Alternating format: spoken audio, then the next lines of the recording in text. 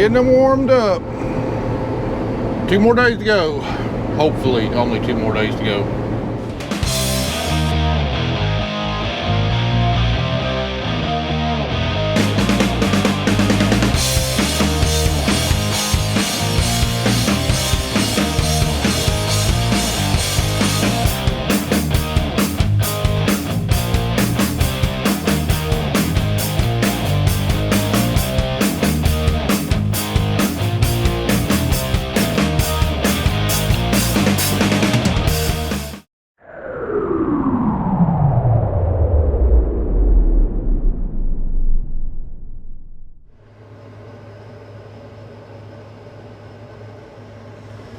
You gotta be kidding me. This thing just overheated again just while I was warming the heads up. Alright, that time I think it was just my rotary screen was plugged where we were blowing it off and the engine was running, had a bunch of stuff on there, so clean that off. Pulling hot air through the radiator. I hope that was it. We'll know here in a second though. Oh, which road I need to be on? All right, we got our last field to thrive on cotton. We replanted a lot of this, but not all of it. So once we get up here on the hill, we'll be able to see a row to row comparison of what having to replant cotton does to yield. And just based on looks, the non-replanted stuff looks like there's a lot more cotton out there. Well, we're not getting quite as early start as what I was wanting to this morning. I planned to have this picker service ready to go. All I had to do is pretty much hop up on it this morning, but last night when I was cleaning out heads, saw a bolt in the moisture column that was broke. Took me forever to get it out, so wasn't able to get everything serviced, and then I had to put that moisture column back on, get it adjusted right. And that design on adjusting the height on John Deere moisture columns is, I could not have designed a worse system if I tried. There it is 10 o'clock. I was hoping to be running by 9 o'clock. Hopefully where we can get our 60 to 70 acres covered today without having to work till midnight. We've got another issue that's kind of intermittent on this thing. It's not anything that keeps me from running, but my crop sensor for my road guidance, this number 4 unit has got some feelers that feel the base of the stalk and let the picker knows if it needs to steer one way or the next. And for the most part, it's working fine, but every now and then, all of a sudden, it'll just make a hard right. Watching the values here, the values are getting out of whack, so I think I got a sensor I need to replace. That's going to be an all-season project now. That ain't anything I'm going to waste time on now. But I'm making a list these last couple of days of all the things that need attention on this picker. So this off-season, before we pick cotton again next year, we can get all these little minor things and some big things. We can get them replaced to where hopefully next year the cotton picking is going to be smooth sailing and.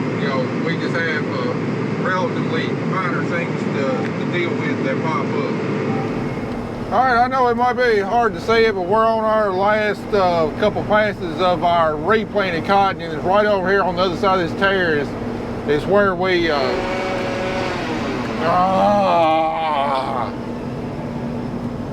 swear.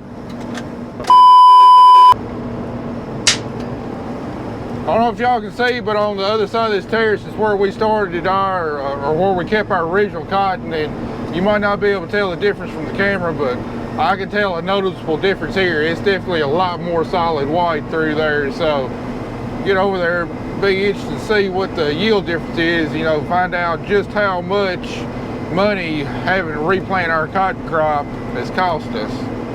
If you look carefully, you can kind of see a line right through there. I mean, that looks like really good cotton, but that looks like mind-blowing cotton. All right, one reason it looks a lot better is, well, those top bolls are a lot more fluffed out because it was more mature. It had an extra couple of weeks growing period, whereas that cotton over there, those top bolls, we were able to get them open, but they were kind of knotty. But look up there at the top of the plant how nice and fluffy all that cotton is. So don't know if it's yielded much better, but you know, visually it definitely looks like there's a lot more just because more of the cotton is showing. All right, look up here on my yield map. The terrace right about there, and everything up I did not replant, but everything down I did replant.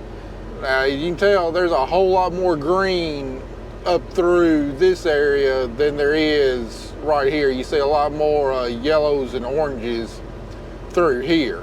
So it's based on that, you know, and this yield monitor, cotton yield monitors are notorious inaccurate. Yes, it's been calibrated, but the only way to really get good accurate data from a cotton yield monitor is to post-calibrate it after you get done with harvest. Take the gin tickets and this data and run it through a post-calibration process, and then it'll be accurate. But it is reliably mapping the good areas and the bad areas. So our non-replanted cotton is definitely a better area than our replanted cotton. And just based upon this, you know, it looks like having to replant that cotton cost me anywhere from 100 to 200 pounds of lint per acre. And with cotton at 80 cents a pound, I mean, you do the math. You know, minimum it cost me $80 an acre. You know, might have cost me as much as $150 to $60 an acre to replant. Now that doesn't mean that if I left the rest of this area up here, if I hadn't replanted it, that it would have yielded with that, because I didn't have a good enough stand to make it. But the weather that caused me to not have a good stand is what actually cost me that yield. I still think I made better cotton by replanting than if I left the original stand, but if I'd had the original stand across the whole field, I would have done a lot better. And all this applies to all the rest of my cotton I harvested. Yes, we've had really good numbers considering it was replanted, but if we didn't have to replant, you know, I had a lot of, you know, probably 11 to 1,300 pound yields in the rest of my fields. If I hadn't had to replant, they could have been, you know, 1,300 to 1,500 pounds per acre yields. So really grateful for what we got, but that's just how crucial of a role your planting process plays in your final bottom line. Any mistake at planting can really cost you big. And even though we planted under great conditions and still really don't know why the cotton didn't come up, you know, that's kind of the luck of the draw. You don't know exactly what's going to happen after planting, so determining the best time to plant, it's just a good educated guess year in, year out, but it's still a guess. All right, one farm to go. One farm to go. We're done over here, and it looks like Matt's bringing a baby bale. And I'm guessing we're going to load wrap and then move to the last farm of cotton.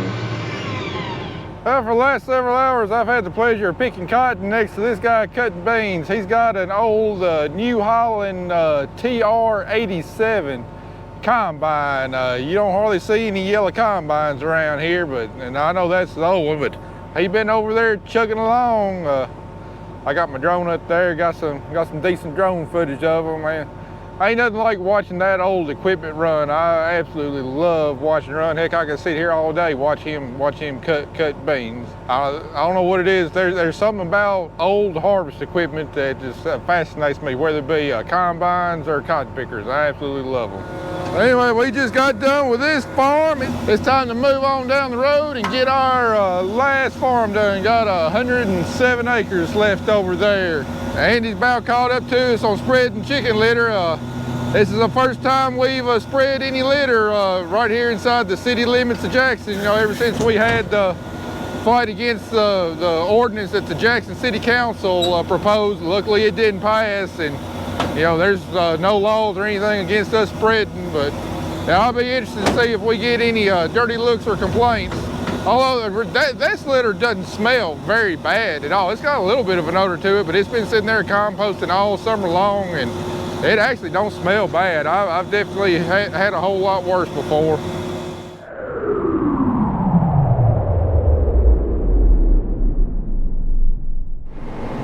Oh, that was literally the worst move I've ever had in my life. I wish I had my camera up.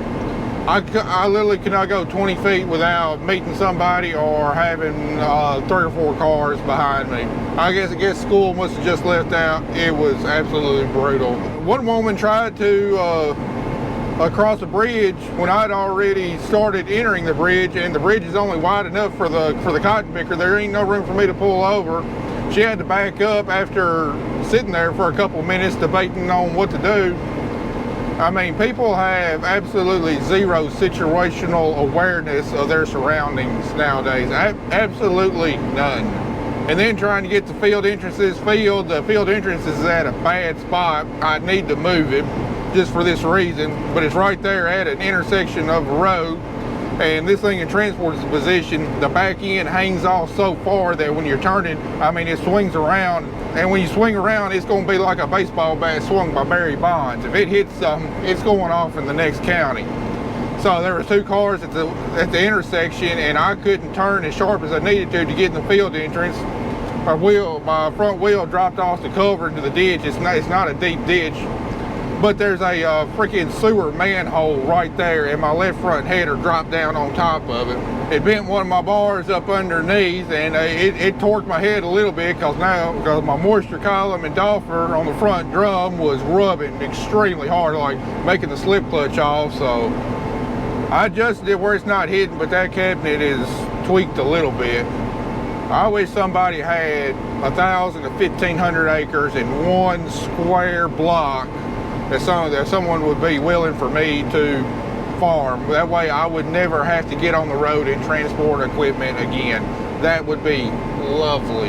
I absolutely despise being on the roads with our farm equipment, but I've got no choice. I got to take the land that's offered to me if I'm going to make a living, and I got to deal with the traffic on the roads. But I absolutely hate it when we get up here in Madison County, because the traffic every year is getting worse. Because the north side of Jackson, that's the way Jackson is growing, on the north side of Jackson to where I'm at. More and more subdivisions coming in each year, taking up farmland. More and more cars on the road because all the people are coming up here. It's just becoming an absolute nightmare trying to farm up in this area now. And it's only going to get worse. Ain't no getting better. So now we got 107 acres left. The sun ain't too far from setting. We got tomorrow and the rest of the day to get this 107 acres done before rain moves in. I just don't know if that's going to be doable or not. Regardless, it looks like it's going to be a late night. At least I got mostly big, flat fields to do, so I should roll on. No wasting a lot of time on inroads or hilly or rough ground. I mean, in second gear, this thing is capable of a little over 10 acres an hour just running flat out if you never had to turn around or slow down or stop. Well, I started picking and I know something was weird. This unit right here was dragging on the ground real bad, and that was up off the ground pretty good bit. So whenever I hit the outside unit on the manhole, my toolbar up there is not level anymore, and got to looking for what was bent, didn't see anything bent.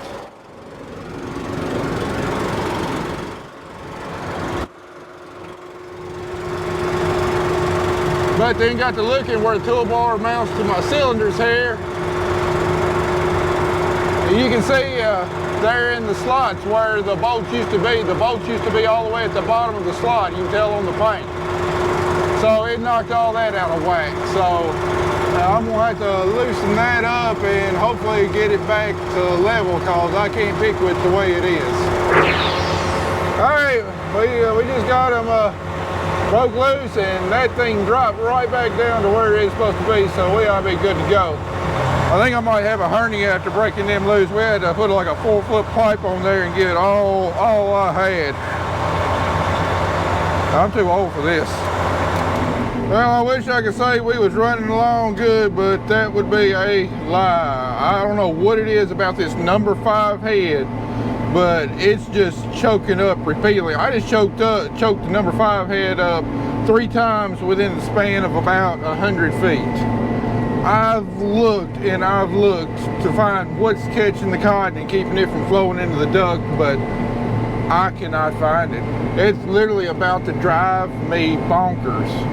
Now the cotton is getting damp, and I probably ought to shut off, but because of the mishaps today, we've only gotten 25 acres done on this farm, which will leave me with around 82 acres to do tomorrow, which is a pretty tall task, considering the most I've covered in a day so far is 60 acres.